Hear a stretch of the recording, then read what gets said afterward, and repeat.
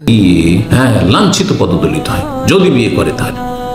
আর বিয়ের কোনো যোগ্যতা তার মধ্যে থাকে না। দুনিয়ার আযাব, আখিরাতের আযাব তো আছে, আখিরাতের আযাব তো আছে গুনার জন্য। তো ভয়াবহ যে পরিণাম রয়েছে, কুপরিণাম গুনহার, এটা নিয়ে যদি আপনি দূরদর্শিতার সাথে চিন্তা করেন যে আমি যে কাজটা করব এর পরিণামটা কি, সাথী বন্ধুদের রুমমেটদের কিছু টাকা পয়সা জমা করে রেখেছে বা গয়না কিনে এনে রেখেছে, অনেকে চুরি করে নিচ্ছেন। যদি এর আপনি পরিণামটা চিন্তা করেন যে ঠিক আছে আমি চুরি করে নিলাম, এর 5,000 রিয়াল 10,000 রিয়াল, কিন্তু ধরা খেয়ে যায় যদি, কি হয় আমার? সৌদি আরবে হাত কাটবে, ঠিক না? জাহান্নামে যেতে হবে। আর তারপরে মান ইজ্জত তো যাবে, আর আশেপাশের লোকেরা আছে, ও গ্রামে তো খবর পৌঁছে যাবে, গ্রামে গেলেও মুখ দেখাইতে পারবো না। সমস্ত কিছু চিন্তা করা, গুনার পরিণাম সম্পর্কে কেউ যদি চিন্তা করে তাহলে তার দ্বারা কখনো গুনাহ হবে না। গুনার কুপরিণাম সম্পর্কে ইমাম ইবনুল কাইয়িম রাহিমাহুল্লাহ খুব সুন্দর আলোচনা করেছেন। অনেক এর ভয়াবহ পরিণাম রয়েছে। তার একটি হচ্ছে দুশ্চিন্তা, চোরের মন পুলিশ পুলিশ। যে গুনাহ করে সব সময় তার একটা মানসিক অশান্তি থাকে, মানসিক অশান্তি থাকে, শোক, দুঃখ, দুশ্চিন্তা, উদ্বেগ, জি, এগুলো থাকে। তারপরে মানসিক অশান্তি, মনে অশান্তি, আল্লাহ এবং তার মাঝে সম্পর্কহীনতা, আল্লাহ থেকে অনেক দূরে হয়ে গেছে। আল্লাহর কাছে হাত তুলছি, হ্যাঁ, আশাও করতে পারছে না যে আল্লাহ দোয়া কবুল করবেন, কারণ এত পাপি তাপি। তাহলে কত সম্পর্ক খারাপ হয়ে গেছে। আপনার সাথে আমার সম্পর্ক যদি ভালো থাকে, আমি যদি আপনাকে কিছু দিতে পারি, সহজে আপনি আসবেন, যেমন সম্পর্ক ভালো আছে, আশা করি উনি দিতে পারলেন, না করবেন না, ঠিক না? কিন্তু সম্পর্ক যদি খারাপ করে রাখেন, এত খারাপ করেছেন যে আমার সামনে মুখ দেখাবার মতো যোগ্যতা আপনি রাখেন না, পারবেন? দুনিয়ার উদাহরণ দিয়ে আল্লাহ রব্বের সাথে সম্পর্কটা বোঝার চেষ্টা করেন। আপনি পাপ করতে থাকবেন আর রবের কাছে আপনি দোয়া করবেন, রব্বে রব্বে এই দাও সেই দাও, আর ভালো স্ত্রী দাও, ভালো ছেলে মেয়ে দাও, আমার ছেলে মেয়েগুলো যাতে ভালো হয়, মাদ্রাসায় ভর্তি করলাম, ছেলেটা হাফেজ হলো না, তো আলেম হলো না, সব ছেলেগুলো খারাপ হয়ে গেল। হ্যাঁ, আপনার স্ত্রীর মধ্যে এমন কোন দোষ আছে যে রবের সাথে আপনার সম্পর্ক খারাপ হয়ে আছে। সম্পর্ক ভালো করুন। আপনি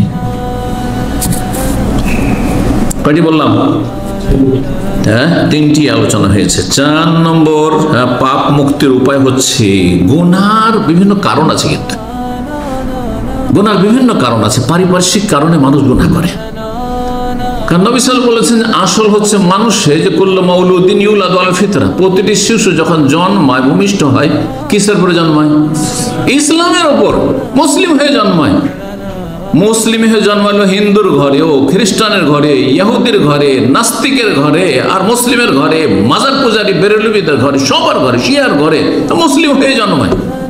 তারপরে বাপ মা ইহুদি হলে ইহুদি বানিয়ে দেয়, খ্রিস্টান হলে খ্রিস্টান বানিয়ে দেয়, হিন্দু হলে হিন্দু বানিয়ে দেয়, অগ্নি পূজক হলে অগ্নি পূজক বানিয়ে দেয়, শিয়া হলে শিয়া বানিয়ে দেয়, মাজার পূজারী হলে মাজার পূজারী বানিয়ে দেয়, নাস্তিক হলে নাস্তিক বানিয়ে দেয়।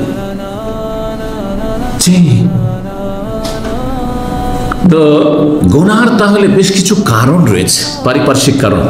সেই কারণটা হয় বাড়িতে আছে, আর না হলে স্কুলের শিক্ষাঙ্গনে আছে, না হলে সমাজে আছে। এই জন্য বিশেষজ্ঞরা বলেছেন, যারা সমাজ সংস্কারে বিশেষজ্ঞ, স্পেশালিস্ট, সমাজের সংশোধন চায়, ইসলাহি কাজ করে, তারা বলেছেন যে একজন মানুষকে ভালো মানুষ হওয়ার জন্য যারা সমাজের সংস্কারক এবং যারা এই সাবজেক্টের যারা স্পেশালিস্ট, বিশেষজ্ঞ, তারা বলছেন যে একজন মানুষ, একটা ছেলে কচি কাঁচা, কচি কাঁচা হচ্ছে এটা কচি গাছের মতো, হ্যাঁ, গাছের মতো যেভাবে মানুষ করে সেভাবে মানুষ হোক। বাঁশ দেখেছেন যেমন গজিয়ে ওঠে, বাঁশের দেশের মানুষ, বাঁশটাকে আপনি বাঁকা করবেন, বাঁকা হবে, সোজা করবেন, সোজা হবে, কিন্তু বাঁশ যখন লম্বা হয় আর শক্ত হয়ে গেছে, তখন যদি বলেন যে এই বাঁশটা বাঁকা কেন সোজা করবো, পারবেন? ভেঙে যাবে। তো 3টি ক্ষেত্র সুন্দর হইতে হবে, তার পক্ষে হইতে হবে, প্রতিকূলতা যেন না থাকে, অনুকূলে হইতে হবে।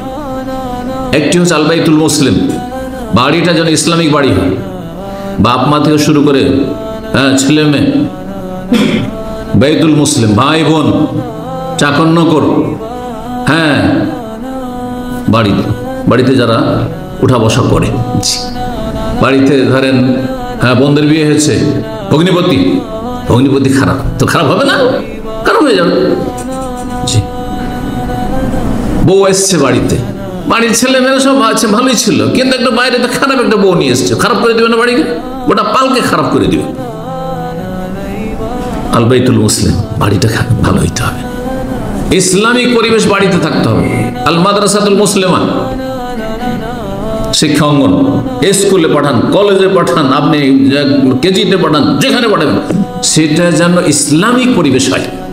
অধিকাংশ শিক্ষা প্রতিষ্ঠান অন ইসলামিক পরিবেশ, ইসলামের শত্রুতার পরিবেশ, নোংরামের পরিবেশ, সহ শিক্ষা, যার ফলে সেখানে খারাপ হয়ে যাচ্ছে, গেল সেখানে কিন্তু ফেল।